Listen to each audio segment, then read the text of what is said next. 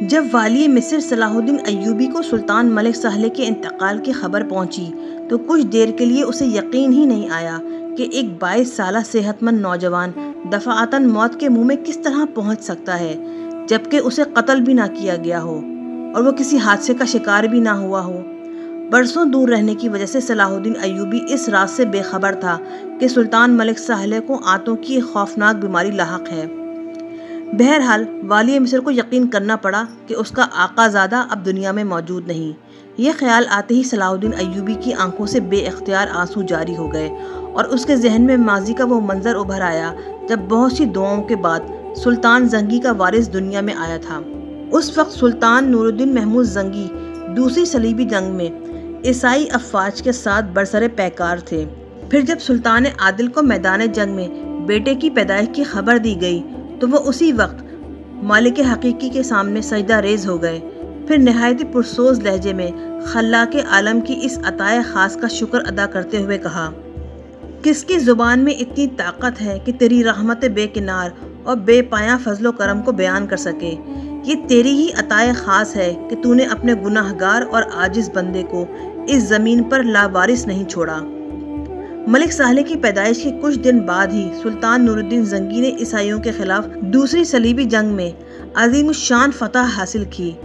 پھر جب اس تاریخی مارکہ آرائی میں سرخرو ہونے کے بعد سلطان عادل حلب واپس آئے اور اپنے نومولود بیٹے کا دلکش چہرہ دیکھا تو بے اختیار ان کی زبان سے یہ کلمات جاری ہو گئے، سبحان اللہ، اللہ اکبر۔ اس کے بعد سلطان نور الدین محمود زنگی نے بیٹے کی پیدائش کی خوشی میں بہت سے غریبوں اور محتاجوں کے دامن بھر دیے۔ اگرچہ اس وقت صلاح الدین ایوبی کی عمر بھی 11-12 سال کے قریب تھی، لیکن پھر بھی اس نے یہ سارے مسرت انگیز مناظر اپنی آنکھوں سے دیکھے تھے، اور اب وہ سلطان ملک سہلے کی حقیقی بڑی بہن اور اپنی شریک حیات شمس النساء کے سامنے ان گزرے ہوئے مناظر کو بیان کرتے ہوئے زار و قطار رو رہا تھا۔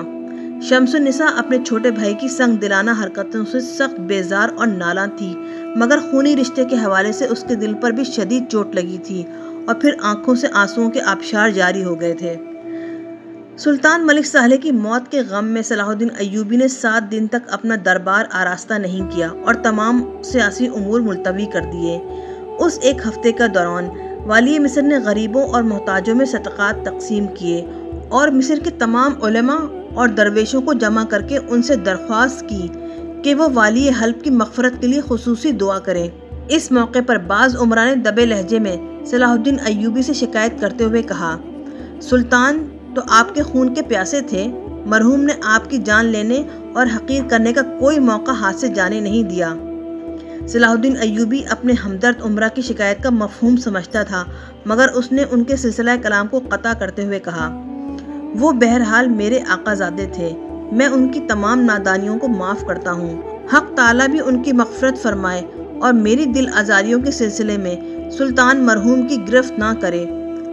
تم لوگ بھی ماضی کی ان اذیت ناک یادوں پر خاک ڈال دو، ہمارے پاس پیچھے مڑ کر دیکھنے کے لیے ایک لمحہ بھی نہیں ہے۔ بے شمار مسائل کسی عفریت کے مانند منہ پھاڑے ہماری طرف بڑھ رہے ہیں۔ اگر گزرے زمانے کو یاد بھی کروں تو بس اتنا کہ ہم سے ماضی میں کیا غلطیاں سرزد ہوئی ہیں۔ تمام عمرہ صلاح الدین ایوبی کی اس اعلیٰ ظرفی پر حیران رہ گئے۔ پھر ایک ہفتے بعد صلاح الدین ایوبی دمشق پہنچا اور پھر مدرسہ نوریہ میں داخل ہوا، جہاں سلطان نور الدین محمود زنگی کا مزار ہے۔ اس وقت صلاح الدین ایوبی کا بھانجا فرخ شاہ بھی والی مصر کے ہمراہ تھا، جو ماموں کے آنے کی خبر سن کر شام سے دمشق پہنچا تھا۔ فرخ شاہ کا بیان ہے، جب صلاح الدین ایوبی سلطان نور الدین محمود زنگی کے مزار میں داخل ہوا تو شدت رنج و الم سے اس کا چہرہ دھواں ہو رہا تھا۔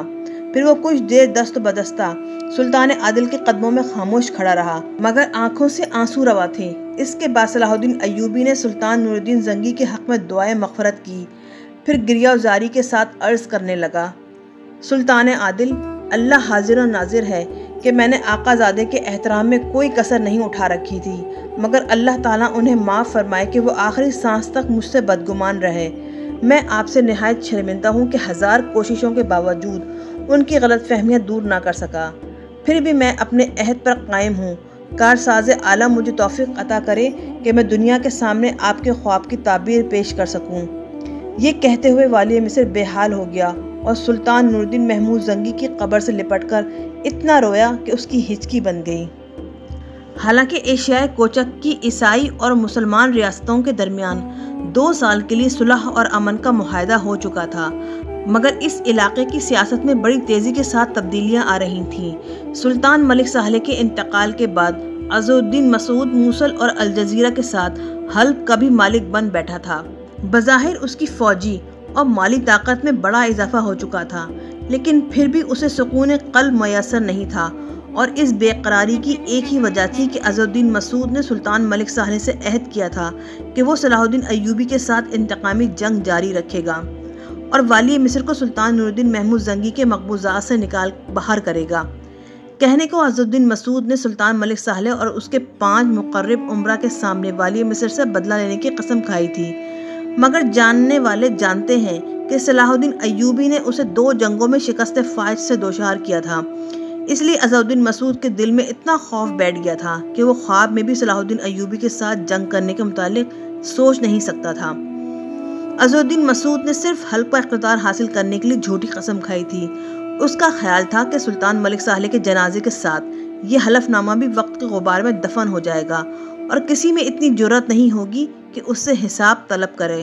مگر عز الدین مسعود کے خیالات کا یہ پرفریب طلسم اس وقت بکھر گیا کہ جب سلطان ملک ساہلے کے سوگ کی رسمیں ادا ہونے کے بعد اس کے 5 مقرب امراء امیر بہرام، امیر طرطوس، امیر سنجاب، امیر جندل اور امیر اقرب نے ایک انتہائی خفیہ اجلاس میں والی حلب سے مطالبہ کرتے ہوئے پرزور الفاظ میں کہا: ہم سلطان مرحوم کا ماتم کر چکے، اب آپ پر لازم ہے کہ اپنے حلف کی پابندی کرتے ہوئے سلطان صلاح الدین کے خلاف جارحانہ قدم اٹھائیں اور ہمیں اپنی جنگی منصوبے کے مکمل تفصیلات سے آگاہ کریں۔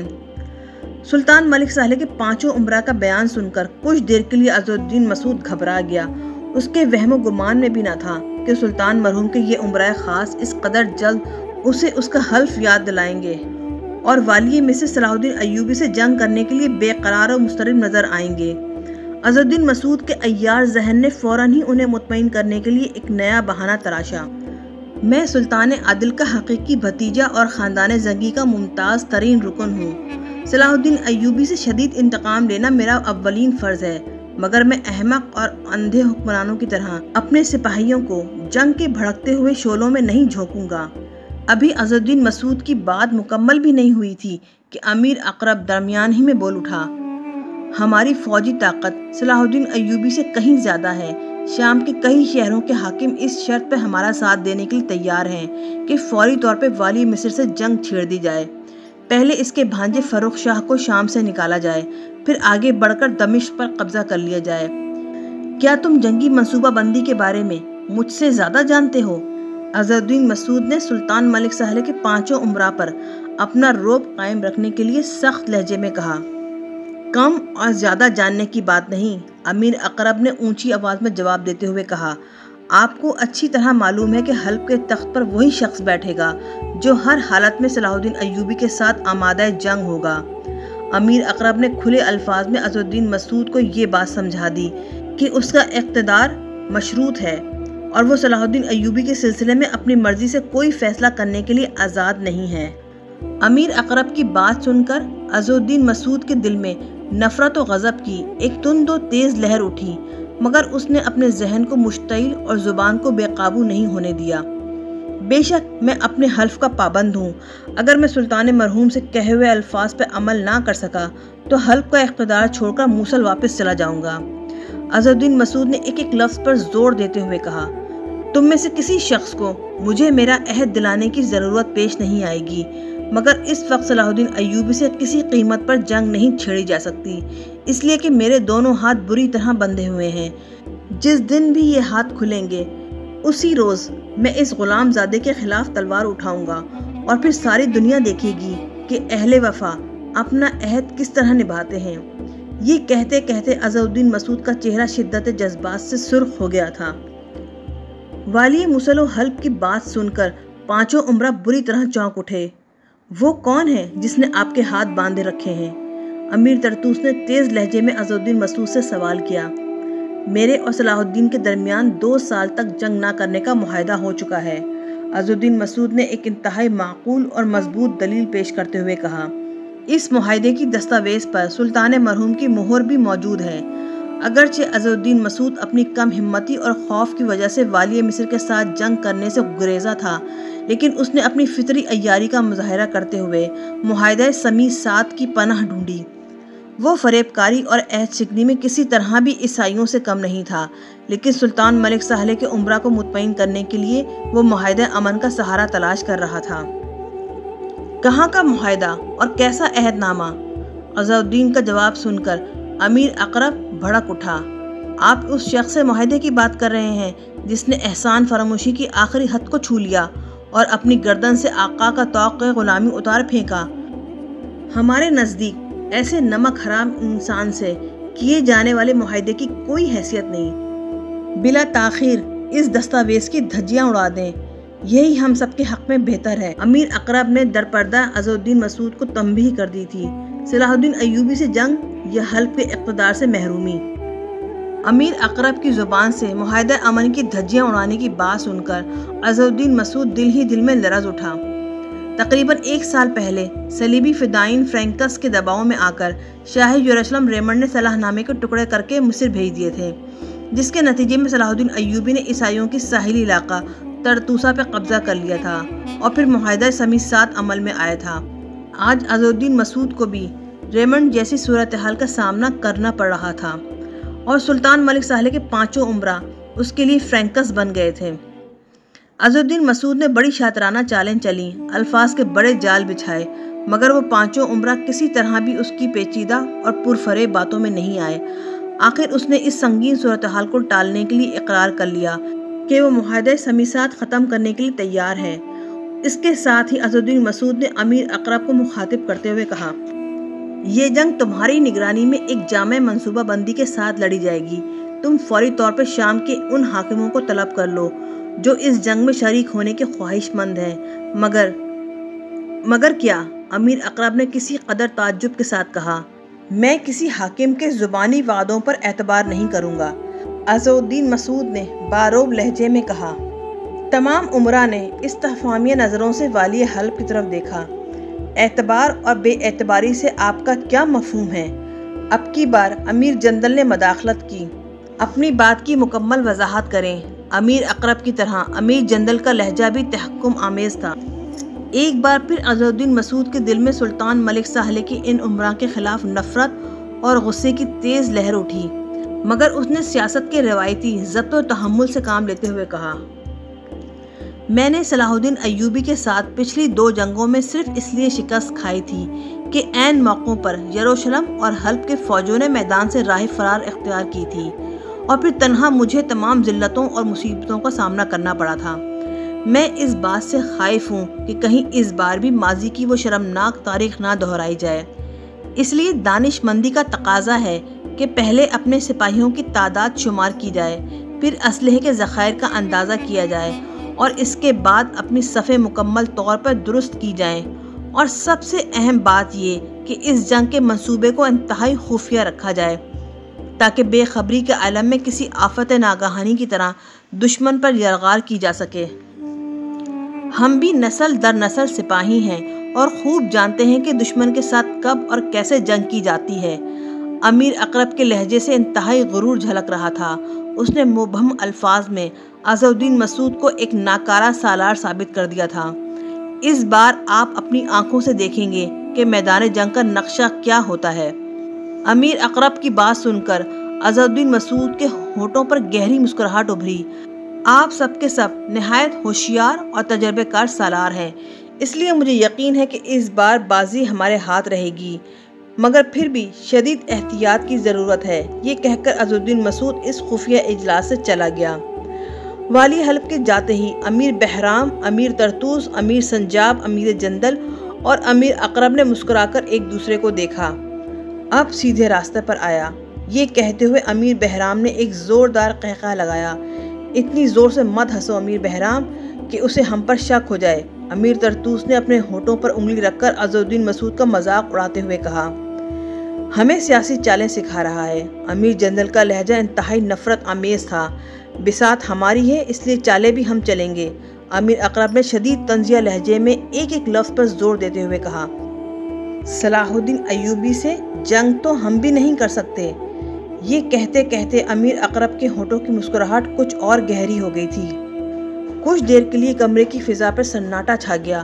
چاروں عمرہ سکتے کے سے عالم میں امیر اقرب کی طرف دیکھ رہے تھے۔ پھر اس سکوت کو امیر طرطوس نے توڑا۔ اگر ہم بھی صلاح الدین ایوبی سے جنگ نہیں کر سکتے تھے تو پھر اس ساری تگ و دو کا کیا مفہوم ہے؟ اگرچہ امیر طرطوس گفتگو کر رہا تھا لیکن پھر بھی سر سے پاؤں تک ایک مجسمہ حیرت بنا ہوا تھا۔ امیر طرطوس کی بات سن کر امیر اقرب نے اپنے چاروں ساتھیوں کی طرف دیکھا، پھر نہایت سرد لہجے میں بولا، ہم نے تمام عمر زنگی خاندان کی خدمت اس لیے نہیں کی کہ صلاح الدین ایوبی یا کسی اور دشمن سے جنگ کریں اور پھر ہمارے جسم اپنے ہی خون میں نہا کر زمین کی خوراک بن جائیں۔ یہ کہہ کر امیر اقرب چند لمحوں کے لیے خاموش ہو گیا اور اٹھ کر کمرے میں ٹہلنے لگا۔ اس کے چاروں ساتھیوں امیر بہرام، امیر طرطوس، امیر سنجاب اور امیر جندل کی حیرت میں مزید اضافہ ہو گیا۔ وہ چاروں اس حقیقت کو اچھی طرح جانتے بھی تھے اور مانتے بھی تھے کہ ذہانت اور تدبر میں امیر اقرب ان سے کہیں زیادہ آگے تھا، اور اسی کی وساطت سے وہ چاروں سلطان ملک ساہل مرحوم کی مقربین میں شامل ہوئے تھے۔ اس اعتبار سے امیر الاقرب امیر الامراء تھا۔ امیر اقرب کچھ دیر تک نہایت صبر و سکون کے ساتھ کمرے میں ٹہلتا رہا، پھر ان چاروں کے قریب آ کر رک گیا، پھر سرگوشی کے انداز میں بولا، تمہیں نہیں معلوم کہ میں نے سلطان مرحوم کو کس کس طرح سمجھایا تھا، تب کہیں جا کر وہ اس وصیت کے لیے آمادہ ہوئے تھے۔ اگر میری تدبیر کارگر نہ ہوتی تو آج تم سب کے سب عز الدین مسعود کے سامنے غلاموں کی طرح ہاتھ باندھے کھڑے ہوتے۔ یہ میں ہی ہوں کہ جس نے تمہیں والی حلب کے ساتھ اونچی آواز میں بات کرنے کی ہمت بخشی۔ امیر اقرب کے ایک ایک لفظ سے انتہائی غرور اور نفرت کا رنگ جھلک رہا تھا۔ اس میں کیا شک ہے امیر محترم؟ چاروں عمرہ نے بیک زبان میں امیر اقرب کی بالادستی کا اعتراف کیا۔ مگر یہ ہمارے سوال کا جواب نہیں ہے، امیر طرطوس نے مؤدبانہ لہجے میں کہا۔ اگر ہم صلاح الدین ایوبی سے جنگ نہیں کر سکتے تو پھر یہ ساری منصوبہ بندی کیا ہے اور عز الدین مسعود پر جنگ چھیڑنے کے لیے اتنا دباؤ کیوں ہے؟ اس راز کو جلد از جلد ہم پر فاش کریں، کیونکہ ہمارے دماغ آپ کے فہم و فراست تک نہیں پہنچ سکتے۔ امیر اقرب اپنے معتمد ساتھی کی بات سن کر مسکرایا، میں چند ہفتوں میں شام کے حاکموں کو لا کر عز الدین مسعود کے سامنے کھڑا کر دوں گا، جو اسے صلاح الدین ایوبی کے ساتھ جنگ کرنے کے لیے پوری شدت کے ساتھ اکسائیں گے۔ پھر والی حلب کے لیے کوئی راہ فرار باقی نہیں رہے گی اور وہ معاہدے سمیع ساتھ چاک کرنے پر مجبور ہو جائے گا۔ نتیجتاً عز الدین مسعود اور صلاح الدین ایوبی کے اختلافات اتنے گہرے ہو جائیں گے کہ پھر دنیا کی کوئی طاقت ان اختلافات کو دور نہیں کرا سکے گی۔ ہو سکتا ہے کہ معاہدہ چاک کرنے کی صورت میں والی مصر موصل اور الجزیرہ پہ حملہ کر دے، اس طرح ہمیشہ کے لیے اس کے اقتدار کا خاتمہ ہو جائے گا۔ موصل اور الجزیرہ پہ صلاح الدین ایوبی کا قبضہ ہو جانے کے بعد حلب کی کوئی سیاسی حیثیت باقی نہیں رہے گی۔ اس طرح تو ہم اور بھی کمزور ہو جائیں گے، پھر صلاح الدین ایوبی کسی دن ہمیں بھی نگل جائے گا۔ امیر جندل نے شدید فکر مندی اور تشویش کا اظہار کرتے ہوئے کہا، میں پہلے کہہ چکا ہوں کہ ہم اس جنگ کا ایندھن بننے کے لیے نہیں، عیش و سکون کے ساتھ حکومت کرنے کے لیے پیدا ہوئے ہیں۔ امیر اقرب نے انتہائی شگفتہ مسکراہٹ کے ساتھ امیر جندل کے سوال کا جواب دیتے ہوئے کہا، جب موصل اور الجزیرہ پر صلاح الدین ایوبی کا قبضہ ہو جائے گا تو پھر ہم صلاح الدین ایوبی کی حاکمیت کو تسلیم کرتے ہوئے اس کے ساتھ امن کا نیا معاہدہ کر لیں گے۔ بہرحال ہمیں اقتدار میں رہنا ہے، اس لیے ہم عیسائیوں کی بالادستی بھی قبول کر سکتے ہیں۔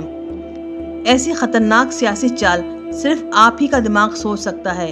امیر طرطوس نے مسکراتے ہوئے امیر الامراء کے سیاسی منصوبے کی تعریف کی، لیکن کچھ دیر کے لیے فرض کر لیں کہ اگر عز الدین مسعود معاہدہ امن چاک نہیں کرتا اور والی مصر سے جنگ کرنے کے لیے حلب کی حدود سے باہر نہیں نکلتا تو پھر تمہارا رد عمل کیا ہوگا؟ حلف کے مطابق عز الدین مسعود کو حلب کے اقتدار سے محروم ہونا پڑے گا۔ امیر اقرب نے اس طرح سرسری لہجے میں جواب دیا جیسے یہ کوئی معمولی سا سوال ہو۔ اور اگر عز الدین مسعود نے اقتدار نہیں چھوڑا؟ امیر بہرام نے ایک نیا سوال اٹھا دیا جو سیاسی اعتبار سے بہت زیادہ اہم تھا۔ تو پھر اسے دنیا چھوڑنی پڑے گی۔ امیر اقرب نے انتہائی سفاکانہ لہجے میں جواب دیا۔ اس کا چہرہ پتھر کی طرح سخت نظر آ رہا تھا۔ معاہدہ سمی 7 کے دوران ایک اور بڑی سیاسی تبدیلی واقع ہوئی تھی۔ ایک انتہائی متعصب اور خونخوار سپہ سالار ریجنالڈ کئی سال سے حلب کے قید خانے میں اسیری کی زندگی بسر کر رہا تھا۔ معاہدہ ہوتے ہی شاہ یروشلم ریمنڈ، شاہ آرمینیا رہوپن اور حاکم طرابلس ایڈم نے سلطان ملک ساہلے پر ریجنالڈ کی رہائی کے لیے شدید دباؤ ڈالا تھا۔ حلب کے تمام امراء کو ریجنالڈ کی قید و بند یا آزادی سے کوئی دلچسپی نہیں تھی، مگر پھر بھی خاندان زنگی کے چند وفادار امراء نے دبے لفظوں میں سلطان ملک ساہلے پر یہ بات واضح کر دی تھی کہ ریجنالڈ ایک جابر و سفاک اور خون آشام صلیبی ہے جو آزاد ہونے کے بعد بحر عنوان ملت اسلامیہ کو شدید نقصان پہنچانے کی کوشش کرے گا۔ مگر سلطان ملک ساہلے جیسے خود غرض اور ہوس پرست حکمران کو ملت اسلامیہ کے اجتماعی مفادات سے کیا دلچسپی ہو سکتی تھی؟ اس نے اپنے وفادار امراء کے مشوروں کو یکسر نظر انداز کرتے ہوئے ریجنالڈ جیسے درندے کو خوشی سے آزاد کر دیا تھا۔ ریجنالڈ نے حلب کی قید سے رہا ہوتے ہی اپنی فطرت کے مطابق نئے گل کھلانے شروع کر دیے تھے۔ ریجنالڈ کی اسیری کے دوران عیسائی ریاست کرک کا حاکم ہمفری آف ٹورون انتقال کر چکا تھا۔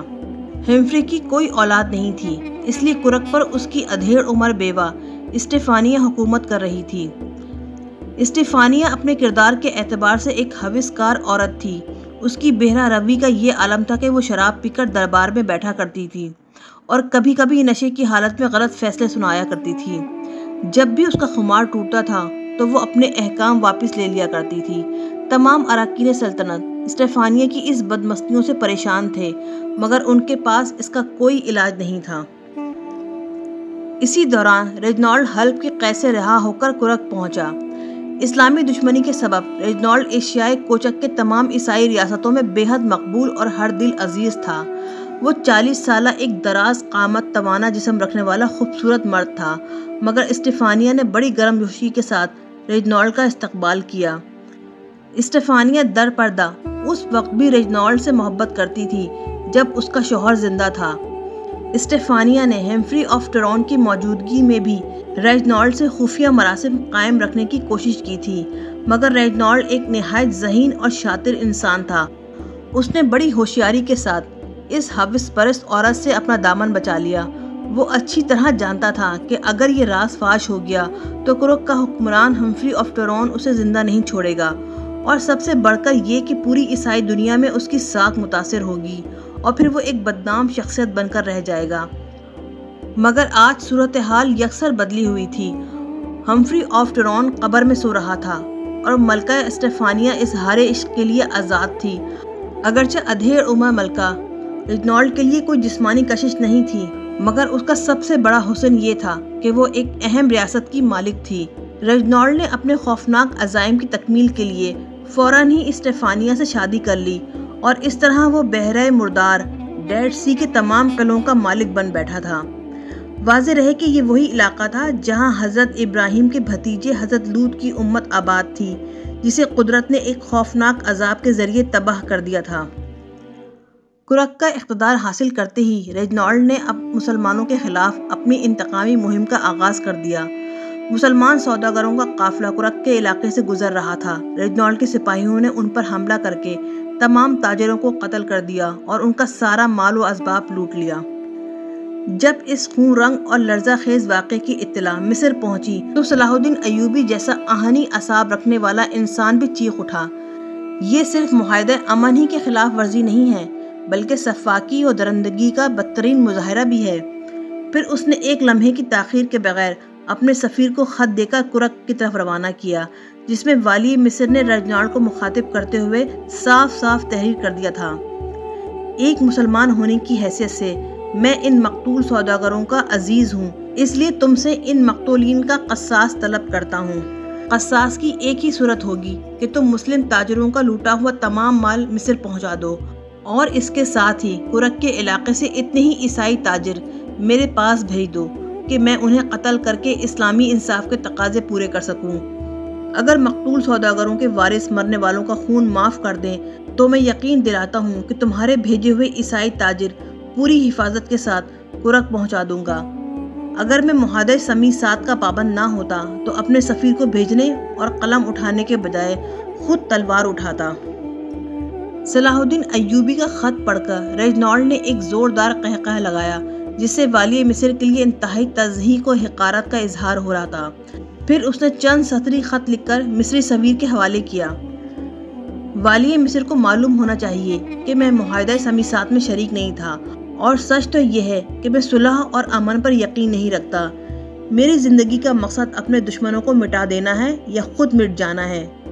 میرے سپاہیوں نے جن سوداگروں کو قتل کیا ہے، دراصل وہ تاجروں کے بھیس میں کسی مسلمان ریاست کے جاسوس تھے، اور دنیا کا ہر قانون جاسوسوں کو قتل کرنے کی اجازت دیتا ہے۔ جب تمہارے ہاتھ معاہدے کی زنجیر سے آزاد ہو جائیں، پھر قلم کی جگہ شمشیر بھی اٹھا لینا۔ میں بڑی شدت سے اس دن کا انتظار کروں گا۔ کرک کے حاکم ریجنالڈ کا خط پڑھ کر صلاح الدین ایوبی کے چہرے پر ناگواری کا رنگ ابھر آیا، اور پھر وہ انتہائی تند و تیز لہجے میں بولا، میں نے اپنی زندگی میں اتنا جھوٹا شخص نہیں دیکھا۔ امیر محترم، جھوٹا ہونا تو بہت چھوٹی چیز ہے۔ میں نے کرک کے باشندوں سے ریجنالڈ کے بارے میں جو کچھ سنا ہے، اس اعتبار سے تو وہ میری نظر میں دنیا کا سب سے برا اور لعنت زدہ انسان ہے۔ یہ کہتے وقت مصری سفیر کا چہرہ بھی غصے سے سرخ ہو گیا۔ کیا سنا ہے تم نے ریجنالڈ کے بارے میں؟ صلاح الدین ایوبی نے چونک کر مصری سفیر کی طرف دیکھا۔ معاذ اللہ، معاذ اللہ۔ یکا یک مصری سفیر کے چہرے پہ وحشت و خوف کے سائے درزنے لگے۔ امیر محترم، میری ناپاک زبان وہ بات کہنے سے قاصر ہے۔ میں ہزارہ بار اپنے اللہ کی پناہ مانگتا ہوں۔ مصری سفیر کی یہ اضطرابی کیفیت دیکھ کر تمام حاضرین دربار بھی پریشان نظر آنے لگے۔ صلاح الدین ایوبی پہلے ہی ریجنالڈ کا خط پڑھ کر غصے میں بھرا بیٹھا تھا۔ اپنے سفیر کی یہ خوفزدہ حالت دیکھ کر اور بھی برہم ہو گیا۔ جب تک تم بتاؤ گے نہیں تو میں پھر کیسے سمجھوں گا کہ اس کذاب نے کیا کہا ہے؟ صلاح الدین ایوبی کا حکم سن کر مصری سفیر زبان کھولنے پر مجبور ہو گیا۔ میں نے اپنی آنکھوں سے دیکھا ہے کہ کرک کے باشندے اس شیطان ریجنالڈ کو پرستش کی حد تک چاہتے ہیں، اور اس بے پناہ عزت و احترام کی ایک ہی وجہ ہے کہ اس مردود نے خانہ کعبہ اور سرکار دو عالم صلی اللہ علیہ وآلہ وسلم کے روضہ اطہر کو صفحہ ہستی سے مٹانے کی قسم کھائی ہے۔ یہ کہتے کہتے مصری سفیر کے چہرے پر دنیا بھر کی نفرتوں کا رنگ ابھر آیا تھا۔ یہ سن کر تمام حاضرین دربار جوش و اضطراب میں اپنی نشستوں سے کھڑے ہو گئے، اور پورا دربار انتقام انتقام کے شور سے گونج اٹھا۔ صلاح الدین ایوبی کے چہرے پر بھی ناقابل بیان اذیت و کرب کے سائے لرز رہے تھے۔ اگر ریجنالڈ ابراہا بن گیا ہے تو اسے معلوم ہونا چاہیے کہ اس وقت خانہ کعبہ کی بہت ہی چھوٹے پرندے اللہ کے حکم سے اللہ کے گھر کی حفاظت کرنے آئے تھے۔ آج بھی اللہ ہی اپنے گھر کی حفاظت کرے گا۔ مشتعل ہونے کے بجائے یہ دعا کرو کہ ہم سب مل کر اس لعین کو بے نام و نشان کر دیں۔ ویسے میں اپنے طور پہ یہ قسم کھا چکا ہوں کہ میں اس شاطم رسول صلی اللہ علیہ وآلہ وسلم کو اپنے ہاتھ سے قتل کروں گا۔ اہل دربار پر فرض ہے کہ وہ مجھے روزانہ میری قسم یاد دلاتے رہیں۔ اس علاقے کی سیاست میں دوسری بڑی تبدیلی یہ آئی کہ والی حلب عز الدین مسعود نے بڑی صفائی اور خوبصورتی کے ساتھ سلطان ملک ساہلے کے پانچوں امراء سے پیچھے چھڑا لیا۔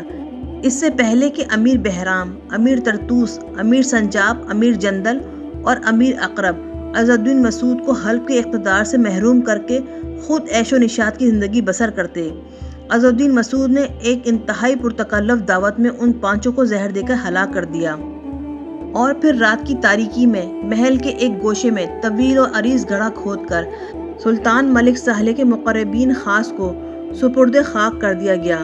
بڑی عبرتناک موت تھی۔ کہنے کو وہ سب کے سب مسلمان تھے، مگر کسی کو نہ غسل دیا گیا، نہ کسی کی نماز جنازہ پڑھی گئی، اور نہ کسی کے گھر سے شور و ماتم اٹھا۔ رات کے اندھیرے نے سب کچھ چھپا لیا، اور حلب کے باشندوں کو پتہ بھی نہ چلا کہ وہ بادشاہ گر عمرہ اچانک کہاں روپوش ہو گئے۔ اگرچہ عز الدین مسعود نے ان بادشاہ گروں سے نجات حاصل کر لی تھی، لیکن وہ صلاح الدین ایوبی سے اس قدر خوفزدہ تھا کہ اس نے حلب جیسا زرخیز اور سرسبز و شاداب علاقہ اپنے چھوٹے بھائی عماد الدین کے حوالے کر دیا، اور اس کے بدلے میں عماد الدین کا بنجر علاقہ سنجار لے لیا۔ پھر فوراً ہی حلب چھوڑ کر موصل واپس آ گیا۔ پھر جب یہ خبر صلاح الدین ایوبی کو پہنچی تو وہ اس تبدیلی پر حیرت زدہ رہ گیا۔